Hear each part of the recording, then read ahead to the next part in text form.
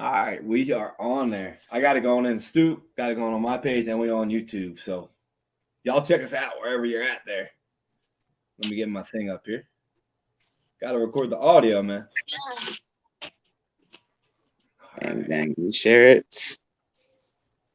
Yeah, I'm excited for this one because I just did the podcast about the football earlier, so it got me a little hyped up talking about football.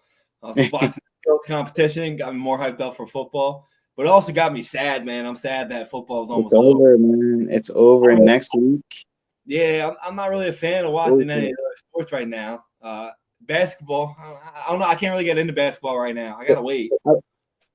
I'm watching it right now, but I'm not watching it as hands-on as as I would do football or boxing. But yeah, it's hard. I'm definitely watching it. Plus, I'm following our team, so. You know about basketball, it sucks. All the good games, like the entertaining games, are on at like 10 o'clock at night.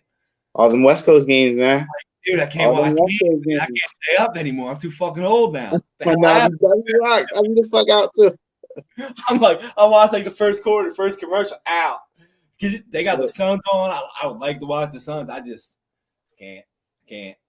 But all right, let's get this cracking. You ready, brother? Mm-hmm. What is going on, everybody? Welcome back to another episode of the best sports podcast in Pennsylvania. You guys already know, so we're going to skip the intro. But today we got a collaboration again here.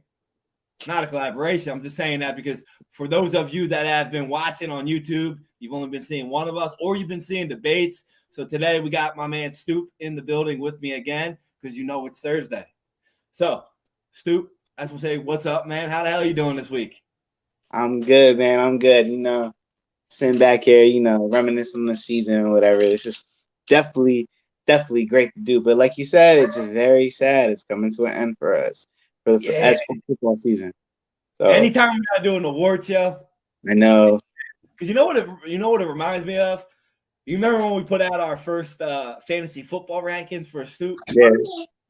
It feels like we just did that like last week, how hard that was to do. And now earlier I had to talk about the ranking, the teams. Now we're talking about awards. It's like, let's just go back in time and start football over again. Give us a couple more weeks, man. Like rewind it. It's like, man, can we fast forward to like the next season start? Can we just skip over, the draft, all that shit? Yeah. I'm good. Like, let's start another season. I don't even need preseason in my life. Let's go straight to a new season. I hear you, man. Or we should just skip the March Madness. Right. Coming up. That's about the next thing I'm looking forward to. That's a religion, bro. Yeah, dude. I mean, I can't wait for that. We're gonna be talking more about that, guys, because I got to get accustomed to these teams coming up. So I'm gonna get into that more. I don't know any of the college basketball teams, bro. I know some of them. I've been watching Villanova a little bit, and of course Temple's right there. So I've been tuning in some Temple games, and kind of the higher ranked guys like Baylor. That's about it. Yeah, I mean, I've seen UCLA play, Gonzaga play. I've seen Gonzaga play. They're decent. All Blue Bloods, all them guys, but I got to get accustomed to it if we're going to be talking about it and doing our March Madness pools. But we're looking forward to that next. That's next today. Today, guys, we got the Stoop NFL Awards. And it's going to be fun. We got 14, 15 categories we're going to be talking about, but we're going to be going in depth on a couple of them. And my man Stoop right here, if you guys aren't following us yet on our Facebook group, and I really don't know what you're doing. I really don't. Me either. I have no idea. Like I always say at the beginning of every single podcast that I do when I'm alone, if you're not watching, you're missing out on real sports fans, real sports talk, not the hot takes you see on ESPN and FS1 with also we should not name, but just saying, like, this is real sports talk with real fans, like real guys who know the game. It don't get no better than that.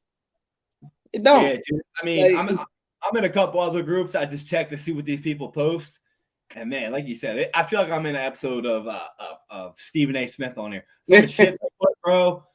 I just comment, and I'm trying not to be disrespectful, but I'm like, I don't know what you see or think in sports. You should not be in a sports group. Like some of these Ben Simmons trades I see in these groups are horrible. Like just horrible. Terrible. They're terrible. Except for the Atlanta one I saw one time. The Atlanta one was good, but that's a different time. Yeah, but I'm just saying, guys, like my man Paulie here, he put together a group. We got a lot of very knowledgeable sports fans. We talk about every sport from unbiased positions. Some of us, actually, the Some of majority of us. us. We Yeah, do it. majority. Listen. We're everybody got some bias towards them in a sport, whether it's your home team, your favorite player. That's just part of the game. It's just you have to present them right, and that's what we do here. I'm Yeah, I'm gonna be like you know what I'm saying, like what we do bring real shit. I mean, I've said plenty of times how much Aaron Rodgers annoys me, but he's my quarterback. So I right. mean, it's being real. At the end of the day, we're real. So I mean, that it doesn't get no better than the Stoop Life. And the My Yeah, Side of the Block podcast follows right behind it. So it's like, and we got way more to come. The live debates, we're making debating into a sport, basically. we This is ready. a competitive. We lined This up. is competitive. This is competition at this point. This is great, and it's all fun and games, but it's competition. Nobody's Yeah, if I doing it could, like that. if I could stream the conversation of the group of the next podcasters that are going to be debating right Yeah. here, y'all will be cracking up. I wake up to 60 messages and I'm like, yo, 1 week, baby. I can't wait. So shout out to Dave and Craig because I'm telling you guys, like, it's going to be a fun debate to watch. They're going at it every single day. And I'm like, I like can't wait, bro. I can't wait. no, I had The like 70 crazy part messages. is, Like, Jesus. I think these guys are gonna bring a lot of knowledge to it because I'm not like everybody knows who these guys are. These two tennis players. Everybody knows who they are. But Dave and Mr. Flawless himself, I think they're really gonna break it down. Like I'm gonna literally like shut the fuck up and just listen because during the debate you're trying to learn.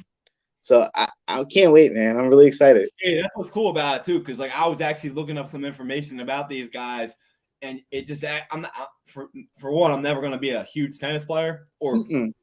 a fan, but I'm a fan of athletes. I'm a fan of competitors, and man, these two guys, Roger Federer and Rafael Nadal, phenomenal competitors. Could be right up there for the best ever. And The two best, yes. But anyway, let's get back into our topic there. We just wanted to give you guys a little breakdown of what we do here on the podcast and in Stoop Life. So join up. It's in our links. Follow it up. So today, we're going to start with the most prestigious award, MVP, most valuable player. I want to start off by saying that we know the NFL, it's a political vote, like It is. quarterback thing. It's a quarterback thing. And I want to start off by saying that if we were voting, in my personal opinion, Cooper Kupp is the MVP. I agree. If it was up to me, I'm right with you. It got to be Cooper Kupp. It got to be. But the people, like I say, the people have chosen Aaron Rodgers, though. Yeah. So that's why I wanted to say. I forgot. Thanks for bringing that up. So, guys, we're going to have two takes on these awards. One is actually what you guys voted. Paulie's going to be hitting you guys with what he voted, and then a little bit of his opinion. And then I'm going to be giving you my opinion on the other side because Paul put together a string of polls for like a couple weeks now, and y'all voted. So he has the picks from everybody in our group. So we want to see who they have. So MVP, who'd the group have? The people loved Aaron Rodgers. I was actually surprised about that because I saw in the beginning everybody was voting for Tom Brady. Yeah, Brady had a nice little run, and all of a sudden, AR took off. I mean, I guess I don't know. That's what I want to talk about real quick about you not being biased at all because you have been adamant saying it's not Aaron Rodgers the entire time. I don't think it is. You know what I mean? He's having a great year statistically, but it's not like blown out of the water statistically. 4,100 yards passing. I mean, it's nothing oblivious. You know what I mean? It's nothing that's gonna make you go, He's whoa. Number 10 in yards. Yeah, it's not. He's a top. It's nothing crazy. I honestly think this has been Aaron Rodgers' year to say I'm just doing my job. That's what I'm looking at. Being a Packers fan for 20 plus years, that's what I see Aaron Rodgers doing his job this year. So that's why Cooper, in my opinion, has got to be Cooper Kupp. Yeah, I agree. I think Cooper Kupp. And a strong second is Jonathan Taylor. Listen, earlier in the year, I think about week 14, we both agreed JT should be MVP. They were even doing hashtag JT MVP. And then the Colts shit the bed because of Carson Wentz. And then his MVP down. Because honestly, dude, his numbers are insane. He had 332 carries. Like He's 1,800 yards. literally the Colts offense. Why you have Michael Pittman Jr. sitting over there, but your offense is ran through your running back. This is like great. And the thing And is, if they made the playoffs, it's because of him. Yeah, they stacked the box. He was still getting yards. He Like, was phenomenal. It's a powerful thing knowing, okay, I'm getting the ball. They know I'm getting the ball. I'm still gonna wreck them. And then JT, I mean, it's one of them four. Yeah. What Cooper Kupp has done this year, though, is amazing. Unreal. I could sit down. I've said it numerous times. I could sit down and break down Cooper Kupp routes all day because they're so beautiful, fluent. He's a triple crown. His route running, dude, phenomenal. It's a beautiful thing to watch. It's almost a religious thing because, like, see, what I want people to understand, like, I'm not gonna go off topic because I am talking about Cooper. When Cooper runs his routes, he's not doing it to dog you. He's doing it to break you down. Like, a lot of times running his routes, he runs a lot of option routes. Yeah. Which means he chooses what he does. And he's breaking, he knows every little tendency. You could tell he studies his opponent. He studies the D-backs he's seeing this week. Absolutely. He did that. If I'm the Bengals, I'm worried because Eli Apple won't be stopping that. So let's get back to our MVP real quick because we're going to come right back to Cooper Kupp here. In my opinion, I think Brady's going to get the award now. He retired, and I think the voters are going to give it to him. He led the league in yards. He led the league in touchdowns. He led the league in completions and attempts and top 5 in percentage, number 2 in quarterback rating. Yes. Listen, I don't think it's Brady. I'm a Brady guy. I think it's Aaron Rodgers because they were the number 1 seed, and this man had 37 touchdowns and 4 picks, and 2 of those interceptions came week 1. He threw 2 picks the rest of the year. That's amazing. I mean, now your argument for Brady is strong though, because this was his best year passing wise. I'm not voting for Brady though, and I love Brady. I'm not voting for him. But it's a good argument though. Like if the league gives it to him, I don't think a lot of people will go, oh, it's because he retired. Like Brady balled out this year. Yeah, I think Brady and Rodgers. I can't stand Brady. I am not a Brady fan. Rodgers, and we're voting opposite. But he balled the fuck out this year. I think he has a stronger case to get that award. So plus he just retired, like you said. So he might say, "Here, take this kid." Like they're gonna end up pushing him up. They're gonna give it to Brady. The league, first off, the league doesn't like Aaron Rodgers for what he did and how he's been all year. So that kind of puts him down. They love Brady. He's the GOAT. The hairness is retiring. I think Brady gets the award. But in my opinion, I'm voting for Aaron Rodgers because from a fan. Like, I'm not a fan of Aaron Rodgers, but I'm a fan of what he stood for and that he spoke up. So outside of the field, that gave me a credit to vote for him. But we can't put that into the play for MVP, but I did. But then they got the number 1 seed. They won games with people being hurt. Yeah. I just think Rodgers got that vote for me, but it's going to be tough. But let's go back to the Offensive Player of the Year.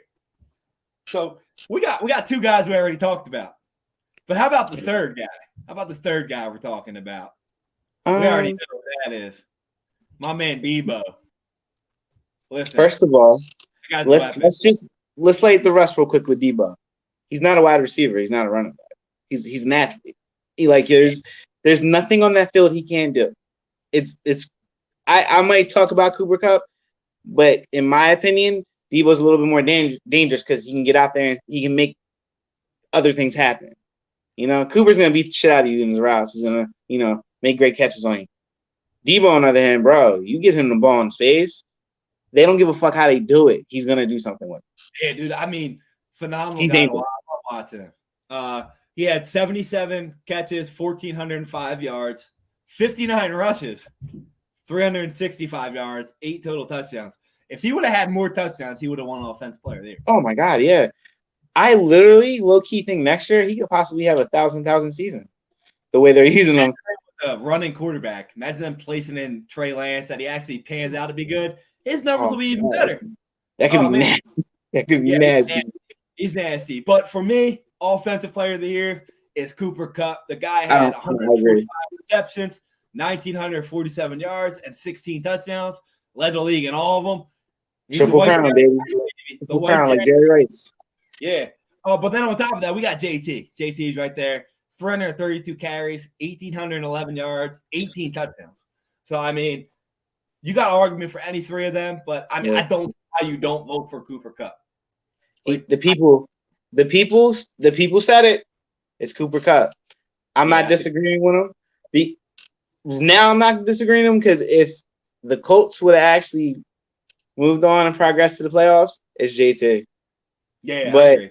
But Cooper got it. He wrapped it up. Triple Crown winner. He's even showing in the playoffs how valuable he is to this team. Oh, dude, he's balling. Like he's having one of the best playoffs. We could do a whole podcast just talking about Cooper Kupp. Like he's a beast. He's a beast. He you know what also I like about him? He seems like a quarterback's receiver. Like if that makes sense. Like a lot of guys out there that just like they got that connection right away. Like right away. And it's scary. It's scary because I think that has a lot to say with Matt Stafford as well, though. Not knocking Stafford. I love Stafford. But, man, like you said, the route running of Cooper Kupp feels like you could have placed even Jared Goff back in that offense, and he would have had very good numbers. I don't think he would have had a career year with it. He still would have had a career year. Yeah, he would have had a career year. Just the way the way he plays the game is just like I see the way he breaks these D-backs down. And, like, Antonio Brown did it like that back in the day. Jerry Rice did it like that back in the day. They broke you down. You know what I mean? Yeah. They're killing you. Every single play, they're killing you. Dude, he's fast. He's strong. He can block. Like, this dude does everything. Yeah. Now let's talk about I didn't know Cooper Kupp was 6'2" either. I thought he was like a mean, like 5'11", 6 foot. 6'2". Nah, he's a big dude. He's a big guy. Oh. He's a big guy, man. You know, I liked him before. I never knew he was this good. I think he's one of them players that puts all the work in and just progresses. Yeah. I don't know how he's going to get any better, so I can only see him declining from here. But then again, like, it's your first year with Stafford. Like, usually you're better the second. So we'll see. Let's talk about next. Defensive Player of the Year. There's only one choice, right? One choice? Yeah, absolutely. For Defensive Player of the Year? Yeah. The people – I'm going to say what the people took. They took TJ Watt. I don't see I have no beef with that. No. I have no beef with TJ Watt because what he did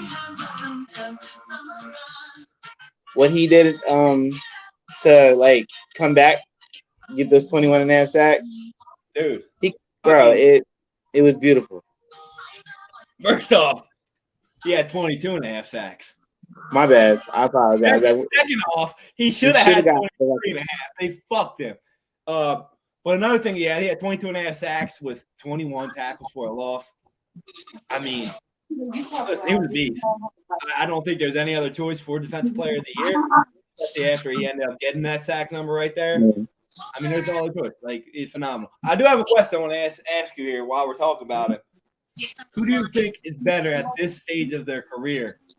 Is it what J.J. Watt was at this stage, or is T.J. Watt what he is? All right, so I'm going to break down like this. JJ was out there swatting balls. He was out there dropping back, trying to get interceptions. I think he was trying to do a lot for his team. Now, TJ's just beating the shit out of you. TJ's just dominating. The more dominant player is TJ. I agree. I would say the more, like, I don't know how to explain this. Like I just did with JJ. He just does more for his team. You know what I mean? That's what I can say. He did more for his teams. Like I said, batting balls down. He was JJ Swat at one point. It was money if he put his hands up. Money. And TJ's just literally just getting off the ball, beating their best left tackle, and he not to mention TJ's great, amazing against the run. Dude's a beast. I love watching that guy play. I hate the Steelers, but dude's a beast. And he's just getting better. Hopefully he stays healthy, doesn't get injured. Like, you know, he already gets injured, but hopefully it doesn't get worse. Yeah, it doesn't get worse. He's a tough guy, though. So we got to see, though. He'll be good. But he's definitely Defensive Player of the Year, TJ Watt. Yeah. He's the king, in my opinion. Next award we got, I'm actually curious on this one. We got the Comeback Player of the Year. And I think it's the first year that I actually like this award. Usually I don't like the award because it's always like some random quarterback that really didn't even get hurt. Like Carson Wentz was on the list there. He didn't get hurt. He was just horrible. You know?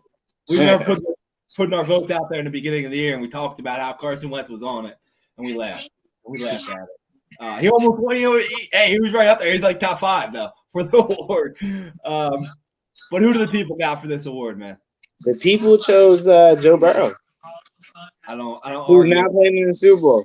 Like comeback player right there. I have no beef with that. I have no beef. Joey B is slick. Man, he's a bad man. He led the league in completion percentage.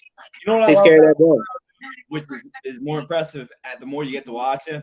I've never seen a quarterback come back from an injury and take a whooping and just continue to keep taking a whooping and doing his thing. Oh, he gets sacked 9 times a game, man.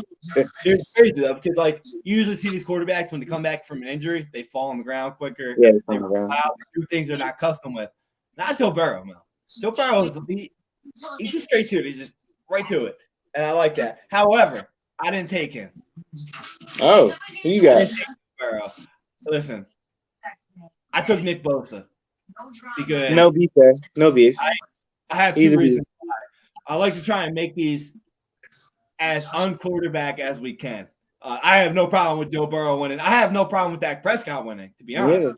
Yeah. But Nick Bosa, man, like 15.5 sacks, 21 tackles for a loss, coming from a guy who also tore his ACL on the defensive end. That's hard to do, man. Like, you don't really see a guy come back from an ACL injury on defense that's been as electric as he was to just come back to natural form. I honestly think he was better this year. Like, better. Like, he transformed his game a lot more. Like, he was always good against the run, but he can read a run like it's nothing now. Like, the way he's so good just getting off that ball. Like, I always talk about his gas tank. That's what he has. That motor of his, it's unreal. Listen, I mean, I love watching the guy play. I hate the San Francisco 49ers, but I love watching that guy play. You know, he's good. But I can't argue. Joe Burrow, he's probably going to get the award, and rightfully so. Guy had a great year. Great year. Now we got an argument here. We got 2 guys in the running for this one for Coach of the Year. Who do people take for Coach of the Year? Yo, I cannot say it's not Zach Taylor. I got to roll with Zach Taylor. Yeah. Zach Taylor literally got this team to Super Bowl. I was looking up who people were voting for and who was the favorite. Surprisingly, Zach Taylor's number 2. Number 2, one, really? Mike Rabel. And yo, I didn't know these numbers from Mike Rabel. So listen to this, guys. He had the most starting lineups ever in NFL history in a single season. He started the most people ever in a season for the NFL. They started like 76 players, some shit like that. Like crazy. They're still number 1 seed. They lost Derrick Henry, still the number 1 seed. Their whole line got still the number 1 seed. That right there shows a sign of a good coach. He kept them together. My thing is this, though. The division was very weak. Yeah. Their schedule was very weak. Very. And I'm taking the guy that took his team from 3 wins to the Super Bowl. And this has to do with even them not making the Super Bowl. Even a 3-win team to a 10-win team winning probably one of the top 2 toughest divisions in football. You won the division. And that's Coach of the Year, in my opinion. Like, yeah, AFC North ain't no joke, man. Yeah, I gotta agree with you on this one. I got Zach Taylor. I'm with the people. I hope he wins too. People said it. I mean, people preached it. They said Zach Taylor. Yeah, I think it's gonna be a tough call. We got another category here. We got Assistant Coach of the Year or Coordinator of the Year. There's only one. Dan Quinn. Dan Quinn. There's no doubt. Dan Quinn. Like Dan Quinn is what he did with that defense was beautiful. Granted, it fell apart. It got really exposed throughout the year, but that defense came a long way since last year. You know what? He had nothing to this. They like to put, they had a lot of turnovers. They had a lot of interceptions, this and that. One thing that gets overlooked about this defense, they were number 2 in the league in quarterback pressure and quarterback hits. They're only going to get that next year under Dan Quinn, and that's impressive. They went from 29 to 2. They were getting to the ball. They were getting to that quarterback. That's what Dan Quinn does, though. That's his style of defense. He's like that in Atlanta. Just getting to the quarterback. That's all that he wanted. Yeah, I agree. I mean, like the stuff that he did and the fact that he stayed. Like, I don't know if he's staying because he thinks, first off, I don't like any of the other jobs either. We all know Mike McCarthy's probably going to get fired next year because he's going to suck.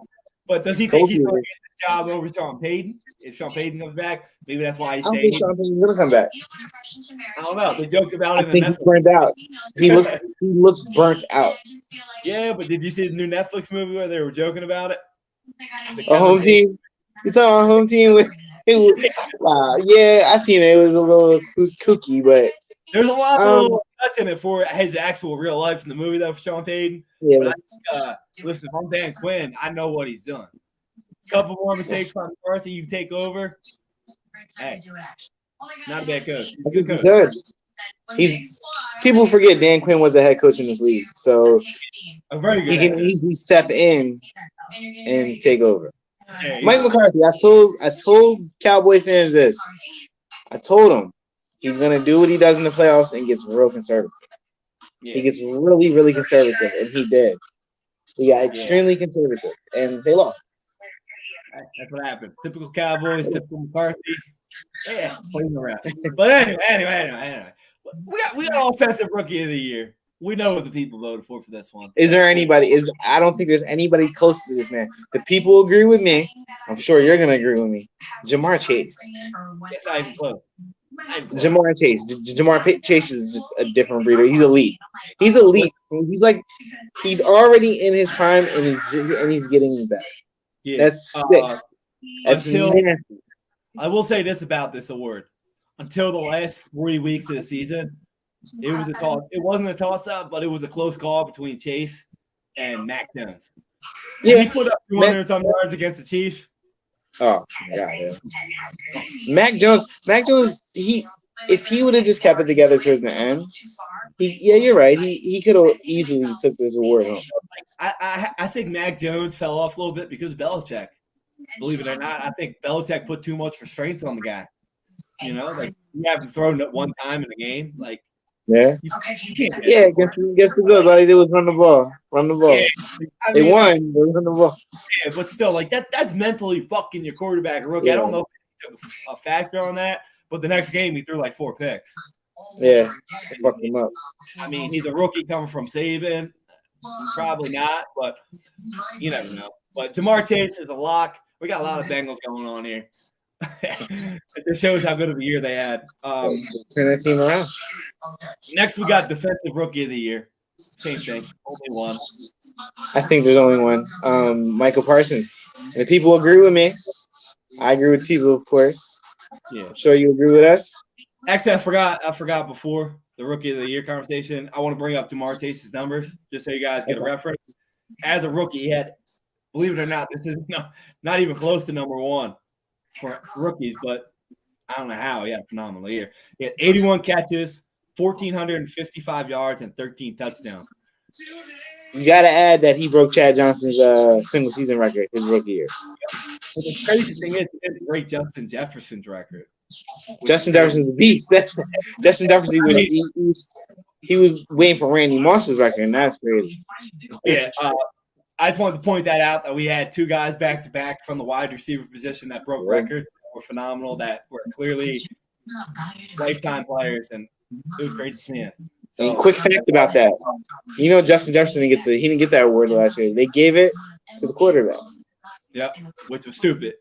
So I won't be shocked if Mac Jones is sitting in the Pro Bowl right now. I won't be shocked if he wins the award. Me either. And I hope he doesn't, because Jamar Chase should win the award. Yeah, absolutely. But Defensive Player of the Year, we got one guy. We got the Nittany Lion. Yeah, it's Michael Parsons. He was almost up there for Defensive Player of the Year if it wasn't for the last couple games of TJ Watt. Yeah, and TJ Watt. Yeah. What makes him so good is just he's all over the field. But I also think that's why he's not winning Defensive Player of the Year. You know, I always said this. Like, I hate the up Cowboys. I just hate it. But now Michael Parsons is great. Guy's a great player. I've always seen interviews on Michael Parsons. Yeah. I love it. He's funny dude. He seems like a guy. You know, he learned from his past. He seems like a guy. But man, if this guy would play one position, he would have either a fuck ton of tackles and fumbles, or he might break the sack record. Like he's that good. He's so good. He's very versatile, and I don't think we've seen a player that's actually been his type. Like not at that position. It's been a while since we've seen a guy at his position be so good everywhere. Like he's not just rushing the quarterback or just grabbing the tackles. He's everywhere. Yeah, so this guy had sideline. It's been a while since we had a linebacker like that. Darius Leonard, hold on. Darius Leonard is like that, and I'm mad he didn't get a single nod for the Defensive Player of the Year, but it's because Micah Parsons. 2 weeks. Yeah. For a couple weeks. Yeah, that's true. That hurt him too. It hurt their team too. Yeah. I agree. But Micah definitely got to work out that. Let me read you his numbers, guys. 13 sacks, 20 tackles for a loss, 3 forced fumbles, and 84 tackles. That's not like a versatile numbers that you see from a guy that plays his position. That's impressive. Yeah. He's a rookie. Man, look out. Listen, hopefully the Cowboys don't fuck up his career, but no, I think he's that's the reason why Dan Quinn might actually be something. I think he likes his defense the way it is, and he doesn't want that to change again. Good point. Good point there. I like it. So if we had to choose, who is the rookie of the year out of those two? Out of those two? Yeah. Jamar Chase. Yeah. He takes over games. Not saying Micah doesn't take over games, but Jamar takes over games. That was my point too. Like it's consistent Micah Parsons plays, which kind of doesn't allow him to, get that game-winning interceptions or something like that. Yeah. But like you said, Jamar Chase was the reason why the Bengals won a lot of those games. So I had to roll with Jamar Chase for Rookie of the Year as well. I agree. Great. Now I got this next category, guys. I want to talk about clutch performance of the year. And if you see my list I made that I sent to you, you see my number one. I'm gonna sound super biased, not gonna fraud. But now that I'm sitting really looking at the list,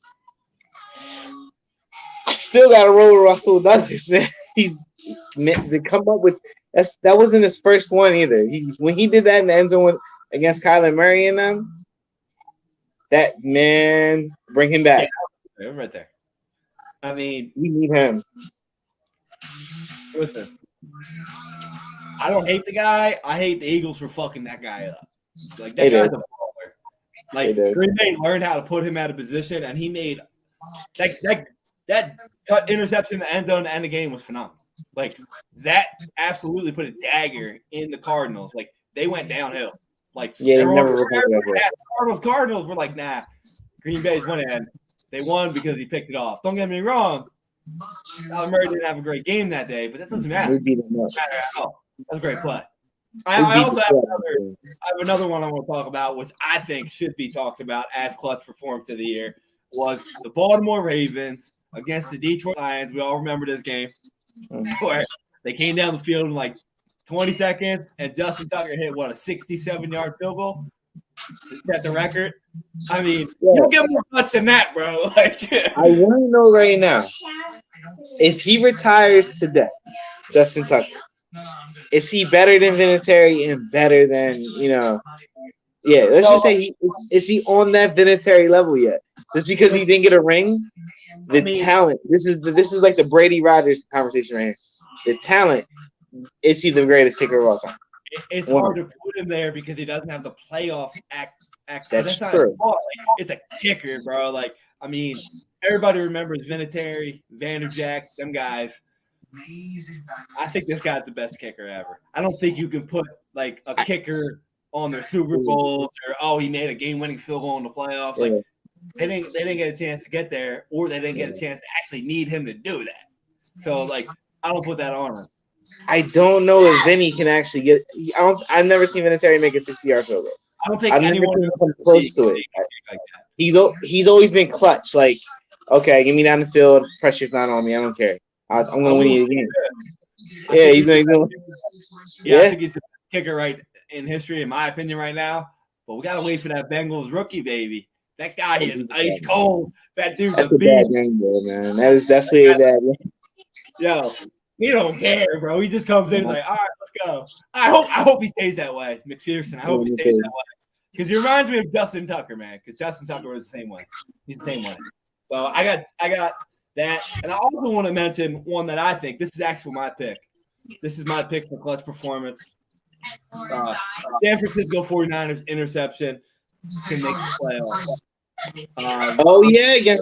Against the Rams, yeah. That interception clinched the game for them, and it clinched them a spot, and they made it all the way to the NFC Championship game because of that play. So I have to roll with that play, man. Yeah, shout out to Robbie Gold for being perfect. You want to talk about a kicker that's money? Talk about a team. Robbie Gold's pretty money. Yeah, man, like I can't remember ever in history of a team that made it as far as San Francisco did without any help from their actual leader, their quarterback. Like every single other part of this team got them there. So like San Francisco, get a fucking quarterback, man. Like they would win every year. Like everybody else on their team does it, but then you got Jimmy G, just sucks. And I think that quarterback wears number 12. So yeah, and he's from that great state of California on that side of that. So I think we might see that next year, but we'll see. But that was definitely that interception in the game was definitely clutch. Yeah. Now we gotta talk about another one. This is gonna be an interesting conversation because there's a couple that come to mind. Unstoppable performance of the year. So who do you think had the best single game of the entire year? Well, I'm gonna just say it like this. He's a rookie. We've been speaking about him a lot. Jamar Chase. That 266-yard game with those 3 TDs he was not a rookie that day. Let's just say that he turned into a vet that day. And it was against Kansas City. Oh my God. 11 catches, 266 yards, and 3 touchdowns as a rookie. That's impressive as anybody. You can get 12-year vet. Like, unbelievable. I mean, I don't know how to pick this because I also think you got to talk about his counterpart, Joe Burrow, against Baltimore when he went 37 for 49 with 526 yards. He made it look so easy. Yeah, exactly. I want to point that out because, like, if you remember correctly, in that game, before that game, the coach of Baltimore said, "Don't give the guy the gold jacket yet." And then he came out and did that shit to them, which has never been done to them, anything like that. And he fucking did that. And I like that performance. That was phenomenal. But in my opinion, the number one performance of the year was none other than the guy we were talking about earlier in the show with Jonathan Taylor, where he had fucking 184 yards and fucking 5 touchdowns. 5 of them things, man. He had 5. The reason I'm putting this above Jamar Chase is because they won that game 41-15. Yeah. Against the Bills. Like, and I was playing against that motherfucker in fantasy football that week. He's bad, man.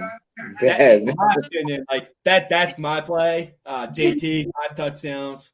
All 3 of them up, like especially the Chase and the JT pick, unbelievable. Like I don't know how you pick either way. Like phenomenal performances. You could put another performance up there from Joe Burrow too, because didn't he have a 500-yard game in the week after that? Yeah, he had like 496. He's had 2 of them this year. Yeah, that's like, wild. Yeah. Listen, I'll tell you one thing about this that I get out of what we've been talking about so far, especially in the performances and the awards. The league set up for a long time with great talent. Oh my God! Yeah, these guys that we're talking about aren't going anywhere. These 3 guys way better. Not going anywhere. Not going anywhere. Like phenomenal. Now I want to talk about another award that I like this. I actually got a couple guys that I think the overperformer of the year. Now I'm talking about a guy that heavily exceeded expectations. Now we got a couple guys that we can put on that list. We already talked enough about Cooper Kupp. Like we already know. Like I talked about him in the fantasy thing earlier. Like you're not getting much better than him. But who's the guy that comes to your mind when you talk about, wow, that guy balled the fuck out this year. He's about to get paid. James Conner. Yeah. 15 TDs, man. 15 TDs. 15. All he did was score touchdowns this year. Like he was money. Let's just say that. He didn't have to have a lot of yards. I granted, I think he had 900 yards rushing this year, and he wasn't expected to be the starter. Yeah, he didn't get a lot of carries, and he was just getting a touchdown. Like I think he he was like getting touchdowns. 2.4 carries in the beginning of the year. He was getting a touchdown. Nice. It pissed me off because I talked about him earlier in the fantasy one. I traded him because I was like, he's not going nowhere. I need a wide receiver. I traded him for Tyler Boyd. Oh man, I was so mad. Like this guy had 15 touchdowns. You didn't know. I mean, James Conner, before, you gotta remember, when James Conner had that good year, it wasn't because of the touchdowns. It was because he was putting up numbers. Like he was putting That's up. why it makes it even more surprising that he had this many touchdowns. You know, a guy that I want to talk about. We already talked about Debo. I want to talk about the overperformance that Mark Andrews put up. This guy, he wasn't even mentioned in being the top three tight ends in the league, and he had the best out of all of them. Like, wow. Yo, the thing about Mark Andrews is this, right? He knows he's getting the ball. This is a beautiful. Every team knows. There's no way Lamar is gonna go to Hollywood. No way. He's not gonna go to Hollywood Brown. No way. Everybody knows it's going to Mark Andrews. Everybody knows. Every single person knows. And they can't stop him. It's like that meme. Fuck it. Mark Andrews is down there anyway. Like Lamar looks for him, gets to him, and they have a good connection. Mark Andrews is a beast, man. He doesn't get talked about enough because we have the George Kittles, the Kelseys, and the Rob Gronkowskis. We don't speak about Mark Andrews because he hasn't broke out as hard as he should have, but he did this year. He just did. He gonna be. You got a lot of good tight ends in this league, man. Like a lot. Oh my God. He's right up there with the best of them. Another guy I want to talk about is a guy that was on the Super Bowl team from the NFC. Now he's not. Robert Quinn. Robert Quinn. I'm putting him in the list because a lot of you probably don't even realize this guy's numbers. A lot of you probably remember this guy. He was first couple years in the league, underperformed. Severely underperformed. That's why he didn't sign back. Didn't he win Defensive Player of the Year the 1 year? I don't think so. Maybe he won. When he was with the Rams, he won Defensive Player of the Year, I believe. Yeah, but he went downhill. He went downhill after that. Yeah, I mean, this year, guys, Robert Quinn had 18 and a half sacks and 17 tackles for a loss. Hell of a year. Could you imagine him alongside of Aaron Donald if he stayed? Oh, man. Like, no one expected that performance from this guy, and he's not even mentioned at all in the conversation for Defensive Player of the Year at all. He's never been all year because of the team he plays for. But that guy, hell of a performance he put on this year. I mean, they were pretty good. He's my pick for overperformer of the year, Robert Quinn. If you get a trend here, guys, I like the performers on the defensive end. I like the points, but I like the defensive players that can ball the fuck out. I had another guy on here. I had Diggs. I was going to talk about him a little bit more, but he had 11 interceptions, which was a hell of an overperformance. But he also overperformed on the yards that he allowed. Set a league record. Yeah, he got lit up. Yeah, he led the league in yards allowed. It's kind of up and down competition. I mean, 11 interceptions though. Like, holy shit. He's either gonna get the big play or he's gonna get the big play on him. So live by the sword, die by the sword, right? Yep. I like seeing the meme. He's the Jameis Winston of defense. He really is. I mean, he really is. Well, that's it for the awards, but we're going to talk about a little bit before we go about fantasy. I already did a podcast on fantasy football, but now that we have you here, we get to talk about it here right now. So, who are your fantasy players of the year? I'm rolling with Cooper Kupp, JT. I could throw Debo in this. I'm actually gonna roll with the ones that we have here because they all killed me. They all put in work, and I've been beaten by these guys. So I was fortunate enough to have JT and Debo in 2 of my leagues, so they didn't mop me. But I never had Cooper Kupp, and I was mad. Cooper Kupp literally killed it. So Yeah, I agree. Yeah, you know what's funny? So I had Debo Samuel on my team. Got him late. Cooper Kupp got picked 1 pick above me. Earlier in the draft, Jonathan Taylor got picked 1 pick above me. I was pissed. I could have had. I would that's not. an insult. It's a smack in the face. That's what happens like every year. That's why I love fantasy football. I mean, you didn't. I don't care. I like them guys. I did not expect them to have that good of a year like that. Not at all. Not at all. Which brings me to the next thing.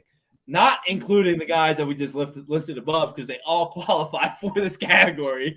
Who's your fantasy football steal of the year? This is a tough one. We're not putting the guys in because Cooper Kupp, Debo, Don, they're all on there. So besides, I actually had James Conner this year. I didn't let him go. In my one league, because of James Conner, I went from I was 1-7 in my best ball league, and I won 10 straight.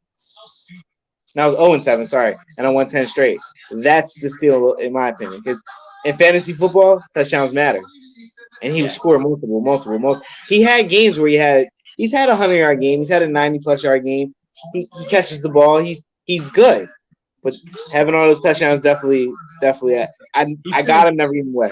Yeah, think about this. Even in a PPR league, he finished number 5 at running back. That's phenomenal. But my steal of the year was I actually had 2 guys on here. Number 1 I had on was actually Deontay Johnson from Pittsburgh. This guy was a catch machine. Very good. Very good. I started him all year. He was very good. Yeah, he was one of them guys you put in, he's going to get you 15, 16 points. He finished number 8 at wide receiver, which is great. He's only getting better. My fantasy steal of the year, and I talked about this earlier, talked about this in another podcast, was the guy that came in ranked number 10 at wide receiver. He actually didn't get drafted. He was probably the best pickup of the year. Hunter Renfrow. Bro. Yeah. I don't know how he get better than that. He was number 10 and he wasn't drafted. Listen, Hunter Renfrow was good last year. If you looked at him, if you watched his numbers, he was good last year. Yeah, but he could this year he stepped it up. Yeah, I mean, listen, I didn't like him all year because I'm like, he got targeted. But listen, I've argued with you over him. I know. I argue. I love Hunter Renfrow. He's another guy whose routes are crisp. I came to my senses. It's about time. I was arguing the fact that, you're going to put up the numbers if you get targeted. You get targeted for a reason in this league. He's open. 7-11. He got targeted that many times for a reason, and he caught a lot of balls. Yes. And Hunter Renfrow was a beast, and like I said in the fantasy one that I just did, I feel bad if people did pick him up because people like you kept him on your bench and the dude ball. I did.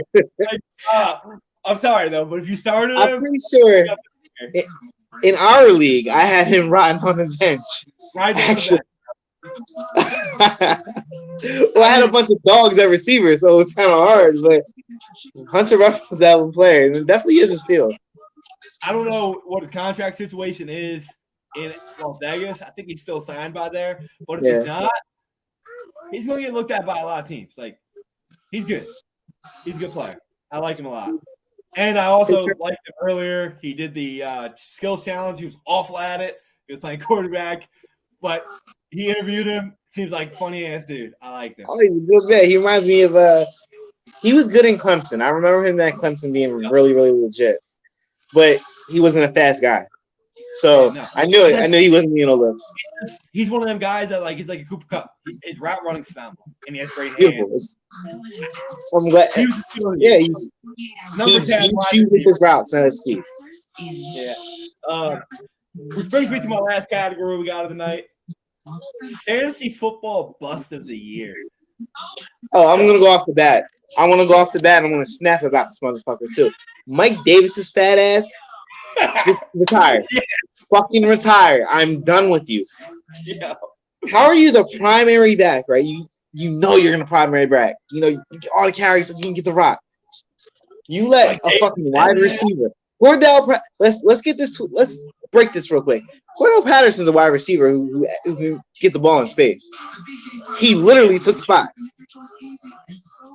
Took your spot and fucked me in fantasy. I picked Mike Davis in the draft because I said this kid. I think he's gonna have a decent year with all they doing in Atlanta is throw the ball. So when he gets the rock, he's gonna have a good year. He didn't do shit. Fuck him. Lose some weight, you fat fuck. Yeah, I actually I called him out in the podcast earlier because I said the same thing. I said, yo, like, I don't know what happened to this dude. He reminded me of the guy that played for Carolina. What was the guy's name? He had that one yeah, the bowler. He was like a bowler. What the fuck was that guy's name? C.J. Anderson. Mike Tolbert. What happened, bro? Like, I mean, am I right? I think it's Mike Tolbert. No. It was C.J. Anderson. Oh yeah, C.J. Anderson. He had like a 240-yard rushing game in the playoffs and then never played again. He never played again. But I mean, listen, we can all sit here and talk about who we know was a bust was Christian McCaffrey. We're gonna throw that out there because man was hurt. Yeah, Saquon Barkley can be thrown in this conversation as well. So I brought it up in the podcast earlier, and I said I had both of them on my roster, and I put it up there. Christian McCaffrey played significantly less games than Barkley, but he only had 20 less. Barkley only had 20 points more. So he was still in people's rosters. The funny thing is Hubbard looks really good, first of all. CMC better not get hurt again because Hubbard he's ready to take a spot. He's literally Hubbard carried that team. Chuba Hubbard won me 3 games straight because of how he went off. Yeah. And 2 of those games, Christian McCaffrey was a part of. So that tells you something right there. I mean, we can talk about. I don't know how I forgot this guy on my list. I had him on all my lists, but I would just scroll up here real quick, and I realized I never put him in. Allen Robinson, bum. He was number 12th ranked going into the year. He finished 82nd. Bum. I drafted his ass. I know he's a bum. Bum. And I gotta talk about another guy. Another fucking bum. In the beginning of the year, I was happy because I drafted this guy after the guy's name from Baltimore, the running back that got hurt. That was his name. Why can't I think of his name? Hollywood Brown? Nah, the running back from Baltimore that got hurt in the beginning of the year. J.K. Dobbins. Dobbins got hurt in the draft, and I took this guy after him, and I was so happy I took him after. I wish I would have took Dobbins and didn't have this guy on my roster. I'm talking about Clyde Edwards. What the fuck are you doing, Clyde? You suck. I understand Andy Reid is never good with running backs, but this man finished ranked 42nd, bro. 2 of his backup running backs played less games than him and had more points than him. And I kept playing this motherfucker. Hate you, Clyde. You're gone. Hey, well, they stopped throwing the ball to him, first of all. For some odd reason, Pat didn't even look his way. Because he couldn't catch. He kept fumbling. He's known for being a Swiss Army knife, a guy catch and run. Well, he ain't. Didn't even look at him. Didn't even care. Yeah, he's a Swiss Army knife that helps the defense. That's what he is. No, he likes Swiss cheese to me, but hey, it's a different ball. Yeah, we're gonna do an episode on this before we get out of here, I gotta get the early prediction for the Super Bowl. What do you got for the Super Bowl right now? I'm gonna go with the Rams. They're gonna win 20. You know what though? It's probably gonna be like a 31 to like 20. It's gonna be a high scoring game, I believe. All right, so but not too high. I think eventually Aaron Donald and them they're eventually gonna get on their ass. You know, what scares me is Jalen Ramsey versus Jamar Chase. We're gonna see how elite he is. We're gonna see how elite Jamar Chase is. But we know when elite receivers see Jalen Ramsey, they cook him. So that kind of worries me. I'm not arguing with you because my initial thought was Rams probably win the high-scoring game. However, I'm saying this. Somehow, Cincinnati is going to somehow find a way to stop Aaron Donald. I don't know how they're going to do it. They're going to stop him, though. Because that's the key. Like, if they don't stop Aaron Donald, Joe Burrow is going to get hurt. Not only is he going to get hit, he's going to get hurt. But he's going to get hit. Last 2 teams to beat the Tennessee Titans as the number 1 seed were both the Baltimore Ravens, and both years they won the Super Bowl. Yeah. So let's go Bengals, baby. I got the Bengals winning 34-28. So if you guys are doing our squares, fucking take those numbers. We'll be getting those numbers out. Don't get me wrong. We will be getting these numbers out this week. We might be getting some prop bets out this week. I was thinking about it. But look, like I said, I think it's going to be a high-scoring game as well. Yeah, it's a good Super Bowl. But there's not a single person on that Bengals defense that's going to stop Cooper Kupp. Let's be real here. Like that's a difference maker in my opinion. Eli Apple, Akiwa, neither one of them corners, they're both trash in my opinion. I think everybody's taking like early MVPs. Don't sleep on Odell for being an MVP of this game. For real. That's another factor. And I think on defense, we're missing one guy. We're not talking about one guy. We're not talking about Von Miller. Listen, I've been saying it every time I talk about it. Playoff Von. The dude is different. Man. He's a bad man. He's my favorite linebacker of all time. And that dude. I said I think about a year ago, the greatest, he's probably one of our greatest linebackers of our generation. Absolutely. I would say the 2010s. Probably the 2010s. Vaughn is probably one of the best defense players, if not the top 5 linebacker of all time. Yeah, arguably, especially on the outside. Especially on the outside, he actually runs camps to train linebackers. Yeah, that good. He's a beast. Vaughn's a beast, man. I gotta give him props. I love that he's like awake again. He's awake. Like you go to a team in LA that. You got all this star power. You're living in LA. Like, I get it. Plus, you got Aaron Donald in front of you and Jalen Ramsey in back of you. Hey, they got Eric Waddle back, too. Eric Waddle's starting safety now. So, they got him back. Yeah, first game back almost killed somebody. That pass interference was nasty. Like, dude, that was bad. He crushed that guy. But, yeah, I think we got a good Super Bowl coming up. We'll probably break it down again, guys. But I hope you guys enjoyed our awards. And if you're watching this episode, if you're listening to it, comment on our Facebook group. Let us know who you think won if we got it wrong, because there's a lot of other people that could validate for some of these awards. So let us know. But take the floor, bro. All right, y'all. Thank y'all for watching. Just know, it's debate season, baby. We got a lot of those coming up. Of course, we have the Super Bowl. We have a lot of boxing talk, MMA. Basketball's back. We have March Madness. Just tune in. You're not getting it real or anywhere else. You're not getting it better. I don't cap myself up too much. It's not my thing. But there's nobody better than this group. There's nobody better than the Stoop Life. It's more than just a group. It's a community. It's a lifestyle. It's a brand. So follow it. Okay, absolutely. Couldn't have said it better, man. And like you said, guys, it's debate season. We already got 3 debates set up for the next couple of weeks. Tune in for them. They're going to be fun. And like I always say in the last couple episodes, if you got a sports topic you want to talk about that's very controversial, or you got somebody that doesn't agree with you, throw down the gauntlet, get in the ring, and let's make it happen. Like I said, whoever wants that smoke, come and get it. I hope I didn't scare nobody else in the last debate. Hope I ain't scared nobody because I go in. But hope I ain't scare nobody. But I got a Kobe and Michael debate. There's a man out there that does disagree with me. I don't think he wants that smoke. We gotta wait for him. We got a debate coming up too. We gotta wait for him. So don't mean you can't confirm it. Call him out. Call him out, man. Well, you know what? Listen, Matt got his hands full. Is coming up with a debate. Matty G got his hands full. Gio got his, he got a good one coming up against our man Jason. We'll see how he does in this one. Yeah. So, guys, to break it down before we get out of here, we got the 3 debates coming up. We got on next Thursday. We're going to be having a debate between my man Craig Wildy, Mr. Flawless himself, and Dave Gambone.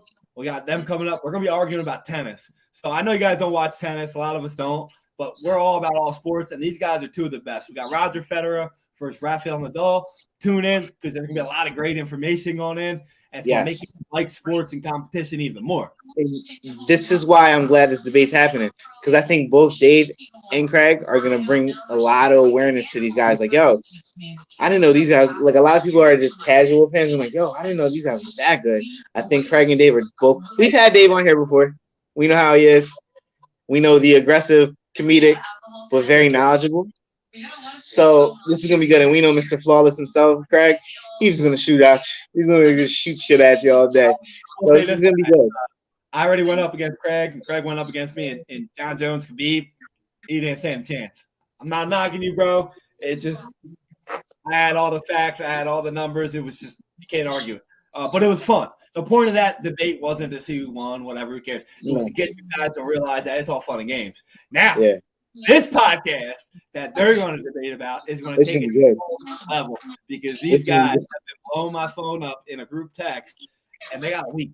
And I'm not even reading it because I don't want to see what they're saying. Listen, I think this debate might be an early candidate for a debate of the year because me and Steve lit it up. Me and Steve lit it the fuck up. Let's be real here. Like we lit it up. Yeah, but you guys didn't really come at each other. They're gonna be coming at each other. These two, I'm about to say, these two, it's gonna be. You're gonna be surprised if they don't throw hands because these two are gonna be at each other. We have the mute buttons. I might mute them a couple times here and there, but it's gonna be a good debate. And then after that, we do have another UFC debate coming up. We got our man Jason Fagan coming up versus Matt Giovinco, who Matt has been on the podcast before. They're debating George St. Pierre versus Silva. That's gonna be great because we got, in my opinion, the next two goats. And I will say this, Paul. Jason is a very busy man, and getting him scheduled was kind of hard. So he can't step in on this debate, this date. Yours truly will be. I'll be stepping in. Listen, I want Jason in the debate because Jason, every time we post something, he knows his shit. But if Jason can't step in, deal. You ain't getting out of this one. I already argued John Jones. That's irrelevant. I will be arguing GSP. I will not argue against GSP, but I will argue for GSP. So we're going to have a good debate regardless of who it is. So wait, is Matt all for Anderson Silva? Matt is for Anderson Silva. Okay. And Jason has GSP. And we set this debate up because Matt actually called me out about it. He's like, I'll argue GSP Silva. And I was like, I ain't arguing GSP. I have his tattoo. Listen, I already argued John Jones, but I think GSP is 1A and 1B. So, I mean, it's going to be a good debate. Anderson Silva is one of the most electrifying guys I've ever seen in any combat. It's my favorite fighter. It's my favorite fighter. So I have a very, very good argument against him, which goes absolutely. So, if I'm arguing against Silva, it would be the opposite of what I said for Jones.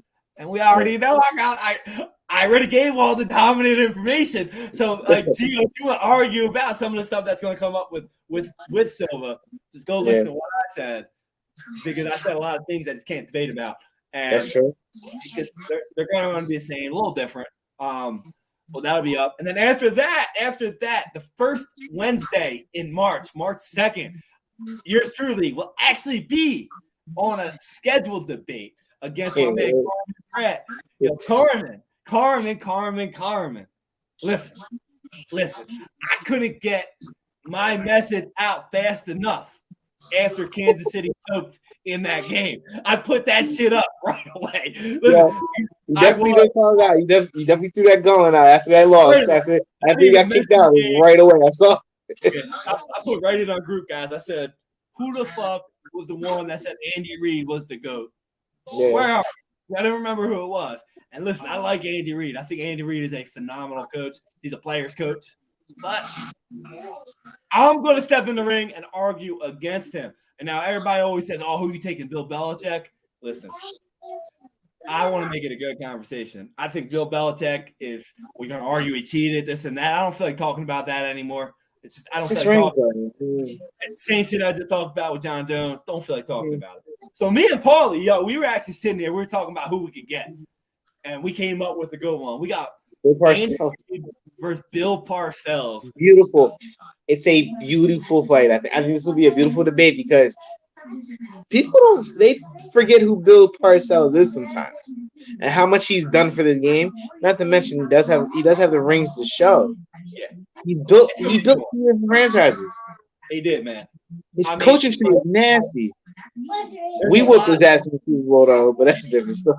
There's a lot of good things to have both on Andy Reid and Bill Parcells. That's why I chose him because I tried to get a guy that was closer to our generation Yeah. Let's be frank. There's no one in the generation right now that stands up with Andy. Like, it really isn't. Like, other than Bill.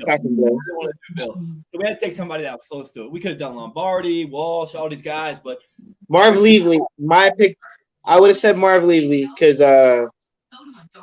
he went to 4 Super Bowls, he lost 4 straight. Yeah. Andy, if he didn't win, if he didn't beat, if he didn't take that win against San Fran, we'd be talking about him like he is Marv Levy. Yeah. I mean, the guy's in the 5, 6 NFC championships.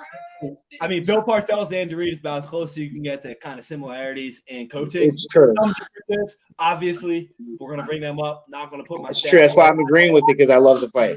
Yeah, so we'll see. That. I mean, I never would have thought I would take a Giants and a Cowboys guy in a debate. Like, yeah. I mean, here we are. And after that, we got 2 debates that we got pending. First one we got pending is my man Nick and my man Tim. They're going to be arguing after tax season because my man Nick is busy with taxes. He can't get it yet. He hates Tom Brady. Absolutely hates the guy. Has hated him his entire life. He thinks he hates him. Hates him. But the guy Tim thinks like me. He's like, Tom Brady's like the man. We set this debate up before Tom Brady retired, but it just works perfectly now that he retired. We got Tom Brady versus Aaron Rodgers. I can't wait to hear this debate. I don't think I should be a part of this. Listen, the thing about this is Nick is the white Eric. It's the white Eric. He's gonna come. He's gonna be very fucking loud. Tim is like you. Tim's like you. He's gonna have facts and he's gonna be loud right back at you. So I'm telling you, this conversation, guys, when we do set this one up, it's gonna be great. Tom Brady, Rodgers, we get to hear him again. Now it's going to be a very in-depth debate, and you're going to hear a lot of like jabs about each other in this one. That would be pretty funny because they're good friends as well in my other fantasy league. And then after that, like you said earlier, we got my man Paul. He's looking for a debate. We got Michael Jordan versus Kobe Bryant. So I'm ready for this one. Listen, I've been dabbling all week with these Kobe facts. I'm ready for a fight. Whoever wants that smoke, come get it. You sent me that shit this morning. I was like, what the hell does this have to do? Every day I have something. Like I got Kobe being better than Mike, so that's gonna ring a lot of bells. Because LeBron, nah. Don't forget about Kobe now. We already had LeBron versus. We already had our very first live debate was LeBron and Mike. My turn. I want Kobe versus Mike. It's my turn. So whoever wants that smoke, hit me up. Matt, if you don't want to do it, I understand that. Listen, it's all good. You got some business to handle. So whoever wants some smoke, come holler. I got it. We heard it here, guys. He's throwing the gauntlet down to anybody. He has Kobe Bryant over Michael Jordan. That's going to ruffle a lot of feathers. So jump in all at once, and we'll pick who we want. Yeah. But other than that, like if you guys want to step in for a debate, it could literally be about anything. Hell, y'all can come argue about who's better, Jack Nicholson or Tiger Woods. You can argue that shit too. We don't care. The more difficult, the more interesting. So when these other sports come in here, like hockey, golf, tennis, these debates are gonna be great. So I really do. We hope we have more Jack Nicklaus, Wayne Gretzky. Yeah. I want to remind you guys that it doesn't have to be, oh, this guy's the best athlete in this sport. No. Like we already had Jason Kidd, Steve Nash. They're clearly not the best, but that shit was a very equal and good debate. We got Andy Reid and Parcells, clearly not the best. Andy, this guy thinks he is, but we're not arguing that. We're arguing that Parcells is Andy. We got other topics you can talk about. No, you can talk about the best team. I actually want to hear argument between the Warriors team and the Chicago Bulls team. I would love that debate. That's great. I'm glad you bring that up because you know what? That would make a hell of a debate. You have that Warriors team and that Chicago team. I want to see two guys break this down and see why that team's better than that one. That's something that would be good to watch, man.